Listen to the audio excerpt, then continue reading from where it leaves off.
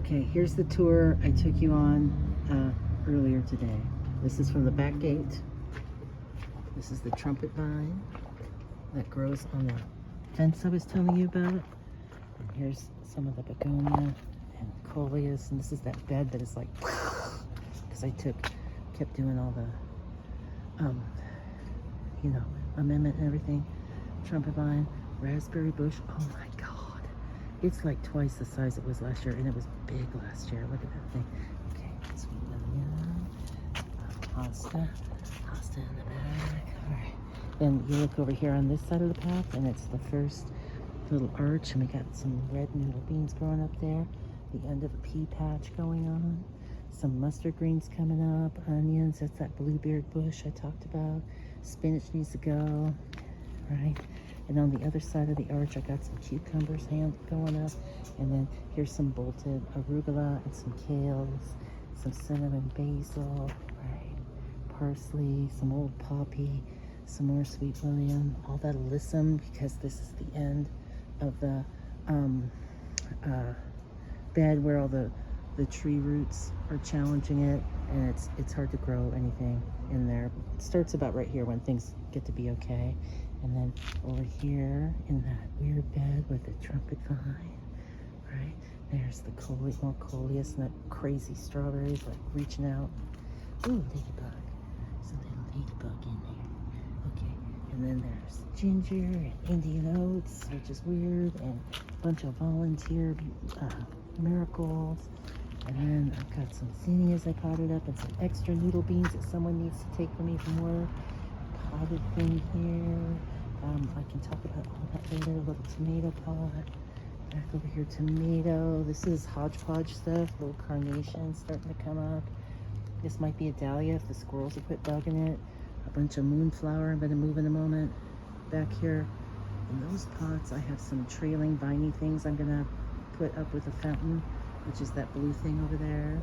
Okay, some laundry from the landlord. Okay, here's his really cool cactus space.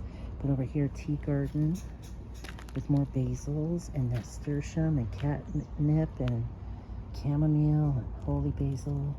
And then bed number 1 with watermelons, hopefully going up the cattle panel trellis over here. And a basil patch. I've got leaf basil, holy basil, I've got Genovese, and then we'll keep going and we'll see the end of the cactus. And then over here, this is that green sedum stuff I kept talking about. It's going to be in various spots all over the place. Over there, for instance. And in this little corner. And here's the second bed on the other side of the cattle panel with the Chinese cucumber and the Armenian cucumber and a bunch of eggplant. Some carnations at the end. Borage, African daisy. What else? That sedum. I think there might be something else coming up here. Here's our onion patch. We got red onions, yellow onions, a little patch of walla wallas. Then we get into the hanging garden zone, right? Look at that. See how that goes up like that? Kind of junky. I'm going to clean it up. And some of the things aren't doing as well as I like, but they're young. But hopefully they'll be flowing soon, and we can add little pots here of something, and we can put them all on there so it sort of drips down. And over here, if you look down underneath, is my pepper patch, which is not, it's a long story on the peppers. And we're going to add sculptures here, right? This is actually safflower, as in safflower oil, volunteer marigolds, right? Okay. Then we'll go over here to the other side of the hanging garden. So these hops go all the way up. Whoa, look at that on the fire escape. And same over here, all the way up, right? And then some volunteer potatoes, right? But here's the first of the tobacco. A horseradish that I can't get rid of. A zucchini I'm gonna train. I think this is some sort of hyacinth, I'm not sure. This is a mistake, but it's a squash, it's vining, we'll talk. These two pots are going up on the hanging part behind me. Tobacco plants again. Zinnias coming up. So it's gonna be, this little zone is gonna be a corray, because the moonflower is going right here. and I'll work on that table and get rid of it. It's going to go all the way up probably to here and hopefully put out some really cool flowers. Okay, here's the compost thing, a volunteer pot plants, catnip, right? And so we're rounding the corner, and this is where it's going to go. What the hell's going on? Because we got the grape, a volunteer 4 o'clock, some marigolds showing up, zinnias will happen. On the other side are the pepper plants. This is where the tunnel will be built. It'll go up like this. Ooh, you can't tell, you have no depth here. And come down over here into the strawberries, right by the grape. These are those vines. And you can see they're about to go crazy, so I got to get this done. And then more strawberries. And then here's a dag clip. And now over in the hanging garden, there's one over there too by some zinnias. But this is where it's going to start in earnest. And it's surrounding a pot of the red noodles again. This is amaranth. This will get to be about 8 to 9 feet tall, next to the corn patch, right? And as you look down, like in a month, it's going to be like big ass tall amaranth and corn about 7 feet tall, and clipped daga and weird Martian stuff, and like 4 feet tall big old tobacco bushes, right? And then some zinnias, and then also I'll show you right here. That's the noise they're going to make because they're going to be like 9-foot Mongolian giant sunflowers. There's about 3 of them in here. It's going to be a crazy spot because right over here there's about 16, I haven't counted lately, tomato plants that are going to vine up like a forest. They're just going to go straight up here, and we'll be walking and pruning and everything like that anyway through there, and it'll block it out. This pot plant from the landlord will be about 3 feet across too, so it will feel like a hallway of weirdness right here through the tunnel and everything.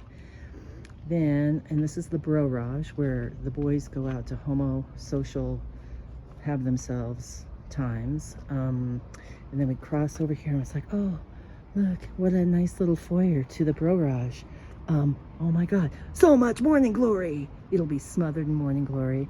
And then some more clipped daga and little surprises here. Marigolds here will be blooming.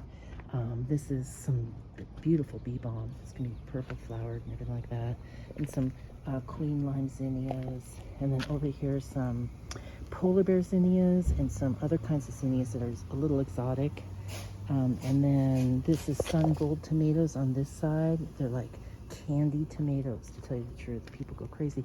Multicolored yarrow, more sunflowers and lamb's ear and cosmos in the middle, right? And that'll be surprising. And look, Adirondack chair in my little lawn spot. And then I just put in over here, because here's the bee balm and everything. There's the rhubarb that is holding forth. I just put in the first stages of a bird bath, and it's going to be fun. I just got to tweak it and everything. It's pretty janky looking. I don't care. Whatever. And then bird feeder. So for bird watching. And then over here is, you'll see, that's the first arch that we talked about, and the cucumbers again.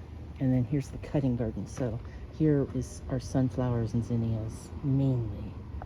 There might be something. This is a volunteer sunflower, which is always nice because we'll get a bloom earlier than my late stuff. Here's that hollyhock I mentioned at work. More bee balm, more sweet William and volunteer marigolds, and then this little fun patch of green with the tobacco and some basil and alyssum. This is actually called, and this is in a couple different spots, Jewels of Opar. Kind of a cross between a sedum and a flower. It's hard to describe. Oh, look, morning glory. Okay, and then here's this little hops that I've been babying alone. It's not in the best spot, but we're taking care of it this year. See if it'll get us a little height. Anyway, that's the garden as it is right now, and it will be likely crazy, and I gotta clean this deck. It's killing me.